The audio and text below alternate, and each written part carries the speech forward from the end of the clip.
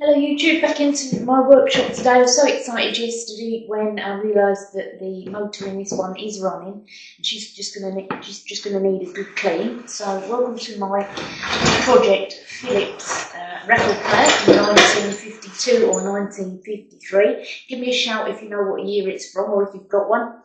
So I'm going to take her apart today. Here comes Black Cat Bear. I'm going to take her apart today and give her a clean. So I'm going to give you a close up. Just a quick reminder from yesterday's sort of preview video. When I did plug her in yesterday, there was some movement on the turntable where previously there hadn't been. But there was only some movement, yeah there is today, after I spun the table. Now there is movement there. As you can see, she's starting to move a little bit freer. I don't want to burn the motor out, but I suspect that we're a bit gummed up inside. So I'm going to turn her off, take her apart, let's give her a good clean. Taken the base off of the record player, and the base is wooden, so we've got the base to one side. She's in a wooden cabinet, and we are going to take the... I've got the base off, but I think we're probably going to need to work from this side. So, only so far she comes out. Take the turntable off. Should be fairly easy. I don't see any clips there. Probably have to tip her up a little bit, I think, to actually get that turntable off. It's difficult because you don't know whether to take her all the way out of the case, leave her in the case, be careful of the tone arm, but the mechanism is going to be a little bit tricky to get to. I think what I'm going to go for first is securing that tone arm somehow so that it doesn't get damaged in the process. Let's see what we can secure the tone arm with. That's going to be a difficult one. I normally secure them with a tie wrap. I think we can probably get a tie wrap around there. Give you maybe a close up. See if we can get a tie wrap there around there. Otherwise, I'm going to have to tape it up. I think I might go for tape on this one. Let's find some tape. Right, I'm going for the option of using some masking tape, just because it's not going to damage anything. But I don't want that tone arm getting damaged, so probably a bit overkill on the tape, that I think. We'll just tape it to the plastic. I don't think she's going to be moving anywhere. Oh, cat assistant again. There's always a cat assistant in this house. Right, I'm going to turn her upside down and see if we can get this. So let's move that part up. I think if we turn her, then it's probably going to help to unsecure. Can we unsecure it? There we go. It's quite heavy. So pop that to one side. Pop that to one side. I think it's probably, if we take a closer look, I think while we're up here, let's make sure this is cleaned out. Do that. Just going to be a bit of a dust out.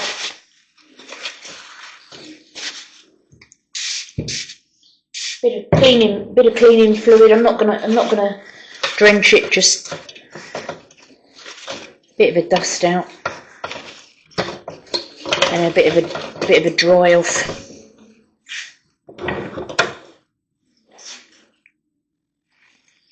Bit of a dust out and a bit of a dry off.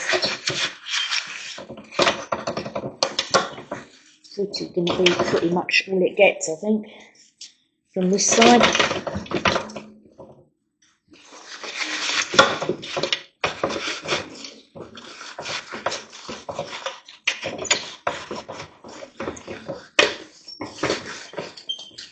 We have actually got a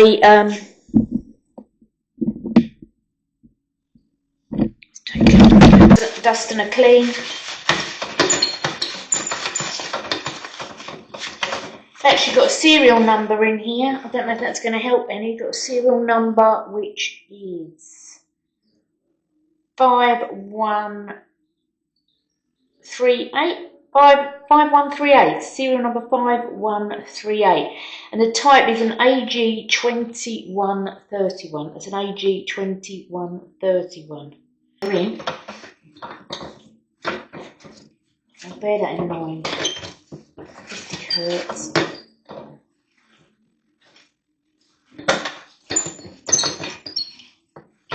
Not the greatest of cleans there, but literally just a wipe over. I think I'm going to get the brush in there as well.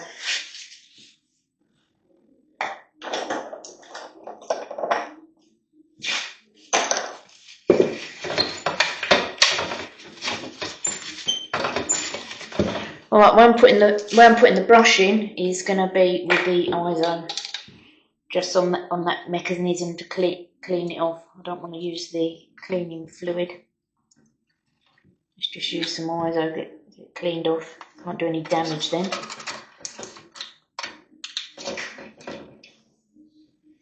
All right, okay, I can take the middle out. There is a little circlip there. So maybe it might be an idea to take the post out and go in this way. It's hard on this one to know which way to go in, to be honest. Let's just clean that. It's going to be extremely tricky to get into. Right. This is for the tone arm. Just clean. Let's see if I can move that circlip. It's going to be more difficult getting to this upside down. We shall see. Right, the tone arm's secured, so I'm going to turn her over and see if we can get in round the other way. It's heavily built into the case. So let's have a bit. There's not that much dust in here, to be honest. There's not much dust in this unit, considering it's from 1953. Obviously, somebody was quite house proud. I reckon this was kept in the cupboard or kept close. Almost no dust. Amazing. But give it a little go. Right, so we've got the motor there. We know now that the motor is working because it's turning the turntable. What I'm going to do is check the electrical connections, make sure there's no dry joints. If there's any dry joints, then I would be giving them a resolder. Doesn't appear to be any dry joints. Just give them a little bit of a tug test. Doesn't appear to be any dry joints. Not an awful lot in this unit, to be honest. So we've got some mechanicals. I think I'm just going to give her a bit of a dab with some 3-in-1 oil on the.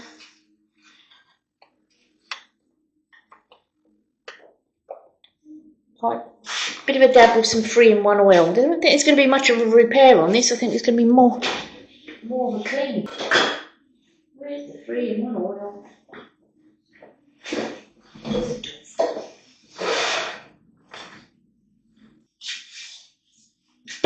This is going to be more of a clean than a service. Got the motor. Let's just dab a bit of oil around. Not too much, so it's easier with a brush. See if we can see any moving parts that might need a bit of a oil. That's not dirty in here at all. I think if there's going to be any problems, it's going to be with the tone arm. But it does seem to be fairly free moving. All right, there's the tone arm selector.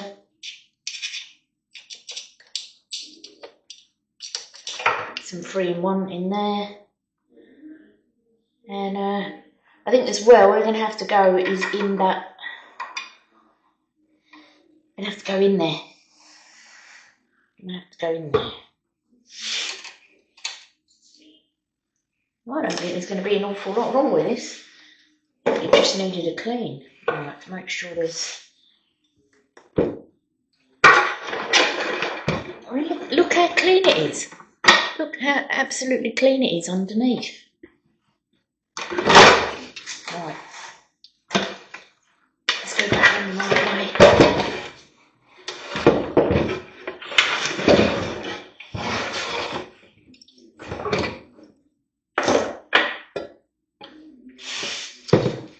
Again, another white down.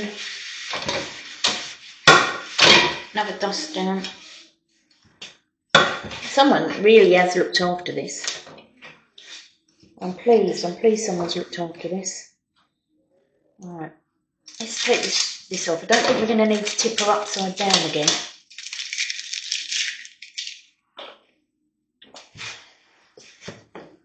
Just give her a bit of a clean. Right, okay, I can see where we need to put a drop of oil now. It's only literally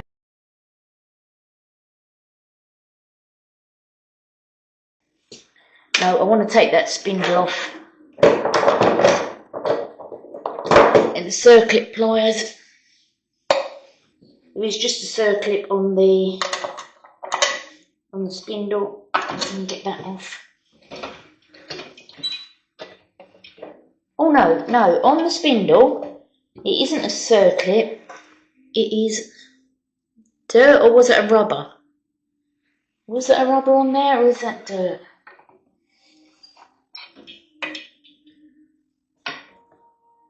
I'm pretty certain that was dirt on the spindle. So I'm going to clean it off.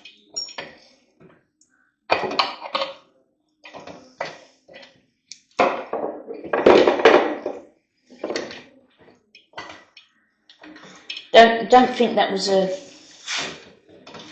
think pretty certain that is just dirt on there. So let's use some of the. Let's use a bit of degreaser on there. Clean around that spin.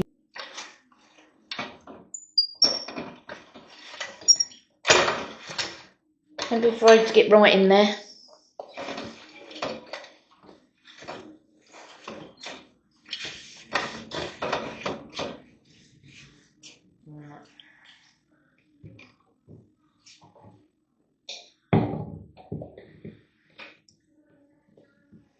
I'm pretty certain that was just grime on that spindle. Give the plastic a bit of a clean. I'm not sure, it might be Bakelite. We did have Bakelite in a cream colour, didn't we? I don't think there's going to be an awful lot that needs doing to this. I think someone's kept this in good condition. You're alright.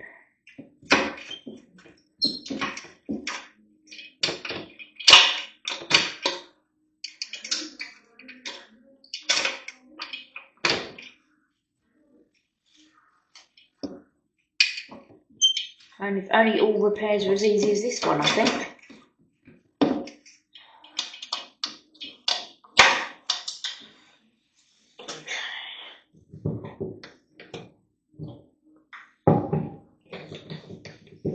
Will she work? Let's give the tone armour clean.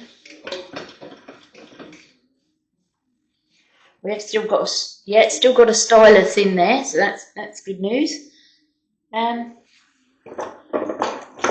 See a little bit of crud there, so we'll get that out. While we're in there, we might as well clean it. I'm pretty certain that was just gummed up. Let's see what we've got under the base plate. Right, so we need, that has got, yeah, it's sticky under here. Sticky under here, so we need to degrease that. Again, I'm going to use a bit of ISO to degrease that. And then I'm going to put a bit of 3-in-1 on there. Maybe that's where she was sticking. So a bit of degreaser in there because that has hardened.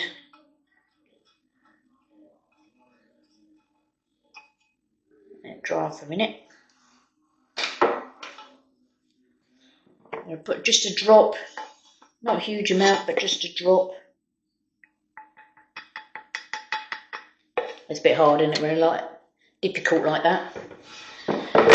I just do it in a more sophisticated way with a paintbrush.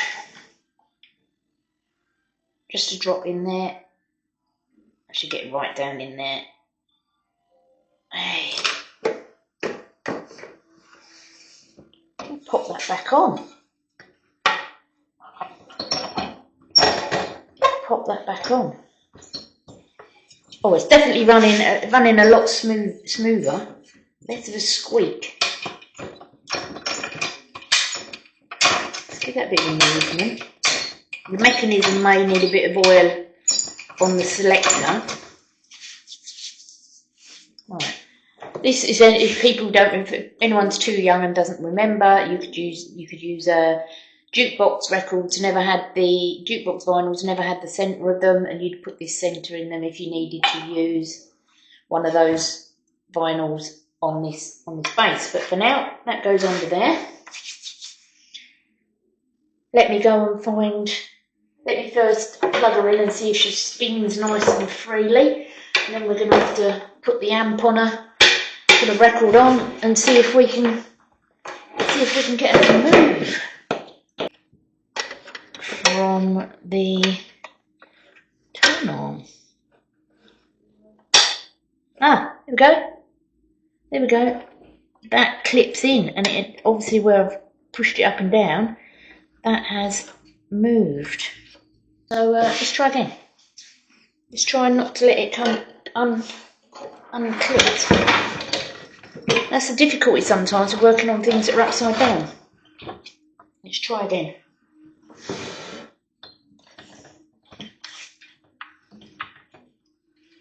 Let's just make sure that we can.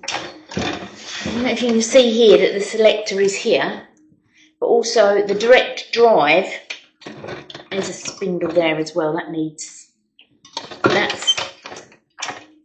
the selector. Select the speed.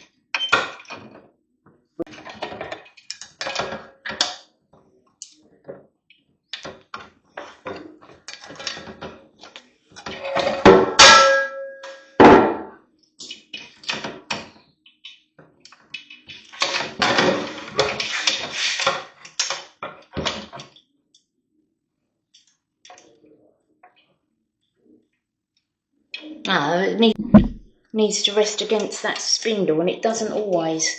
And that tone arm the selector does look a bit bent. I think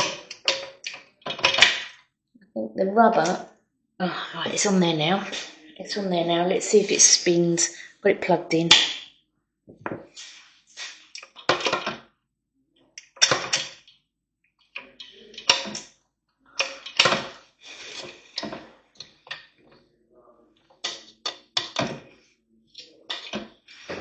I'm still convinced that something has come loose underneath.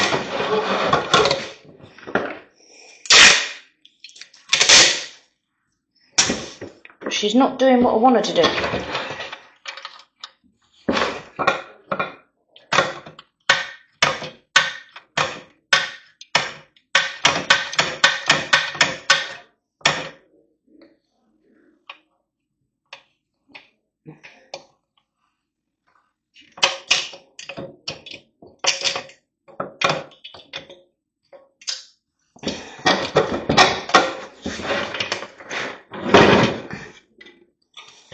Right, okay, I'm still convinced there's a problem here that was causing it.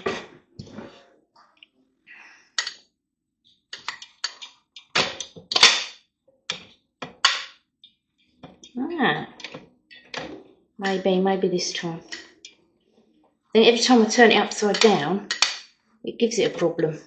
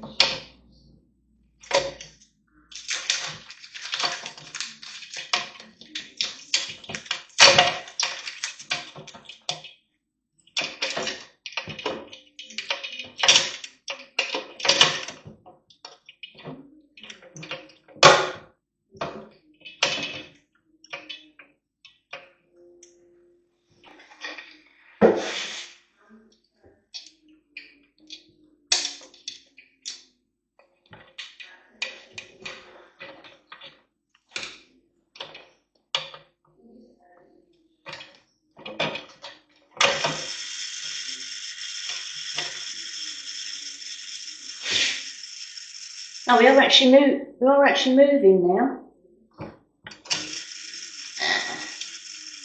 Yeah, I don't know if you can hear that. We are actually moving now. Put it up the other way. It stopped moving. Right, I have got the power on, so don't stick fingers in it. You can see that spindle, that motor, is actually whirling away in there now. I don't know if you can see it. But the motor's working now. Can you hear it? Not sure if you can hear it, but the selector arm, not the tone arm, the selector. Oh, there we go. Is it spinning now? Wow. Okay, so what's happening is where the speed selector arm is a bit bent up, it's not spinning the wheel. But if I hold the arm down, the wheel's spinning. Right, look. Where's the selector? See the selector? If I hold it down, it works. If I let go of it, it kind of doesn't work. I think that arm has got a little bit bent. Okay, so I'm going to put the plate back on, and then we're going to try it with me holding this down to see if it spins properly. I think this selector has got a little bit bent. Alright, power on. Now this time I can hear the motor, so the motor's running.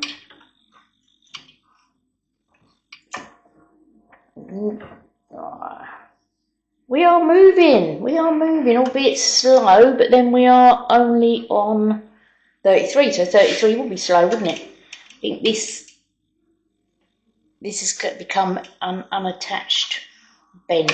Right, it's 45.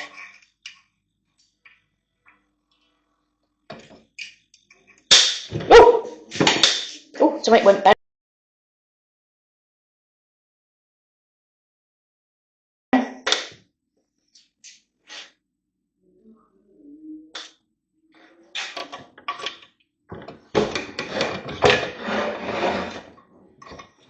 Fire in the workshop.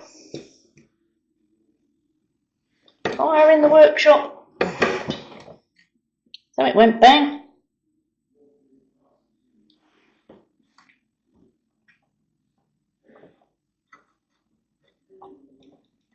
Oh yeah, look. Bloody dodgy electrics. Oh, let's hope that's not scuppered the plans. Let's even take you in. I can see where it's gone bang. Electrics have shorted together. Oh! Right, let's take you off that. I'm going to take you off the tripod again. Oh, just when we had it working and the electrics went bang. Because, obviously I've unpowered her. Look inside there. Those electrics, I don't know if you can see. We'll see where it went pop. Because the live Kate, that capacitor there, I'm going to have to get something to point with. Right, we are turned off, so nothing, not going to point. To the end of my screwdriver.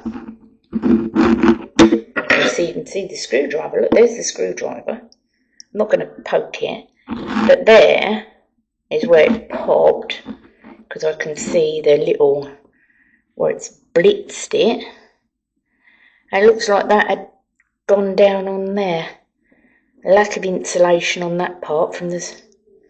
Yeah, right, I'm going to have to repair that then. I hope I won't burst. There's a little capacitor there as well, so I hope it hasn't burnt that out. We can test that though, can't we, with a multimeter, so we shall see. This is disaster. This is disaster. I don't know if you'll be able to get in close enough. I don't think it's going to go close enough. But maybe I'll take your photograph. Okay, put it back on again. I've taken the plate off, turned her upside down. Power's off. I'm going to point with the, I'm going to take the camera in, pop, and then I had a bit of smoke. I don't know if you can see this. You look at the handle of the pliers, which are red. Handle of the pliers. There. That's where she shorted. There. So something was, I think that capacitor may be tapped on that connector. Was there anything on that connector? I don't think there was anything on that connector, but then why would the connector be there?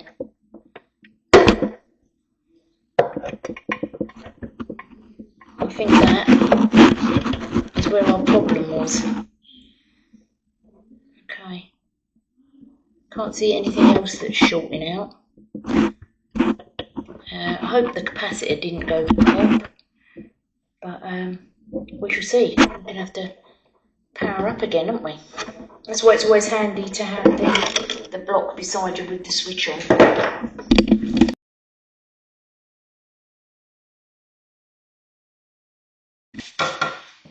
Going to power up again and see how we go. I don't think she's going to work though. I think she's going to burn it out, which is going to be a bugger because I haven't got a capacitor that size. But we'll see. This is why it's always handy to keep your electrical block near you with an on-off switch in case of fire. Okay. Oh no, we are in luck. We are still live. Going for the close-up now.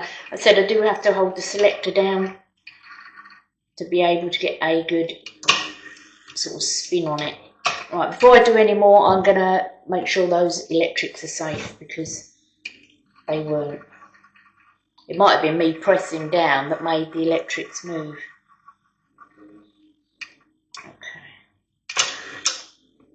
Okay. So, not happy with them electrics, so I am going to make sure they're insulated. Bare wires are never good, are they? Right, let's take this off again. Turn her off. Let's make sure they're insulated. Turned her off, unplugged her. Oh, it's hot. Oh, look, we're smoking. We're smoking.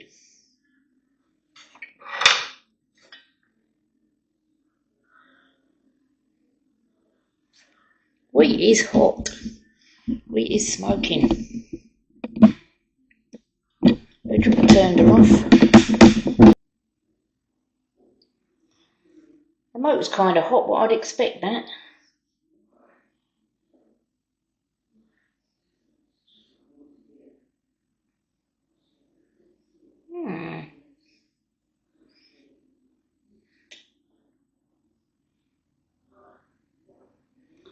Old.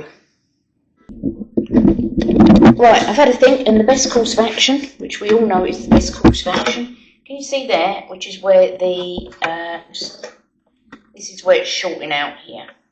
We've got some bare cables there and a capacitor strung across them, which seems like an afterthought. But the motor was getting pretty warm. May well be because of old age. So I'm going to let that cool down. I'm going to insulate round these cables that have been put on as an afterthought. I'm suspecting they are that big. Who knows? Right, she's moving again. So I'm going to go away and have a bit of a think and let her cool down. But she's smelling a bit like old electronics at the moment. I'm definitely going to insulate these. They definitely shorted against this here. So, need to find out what these two are for.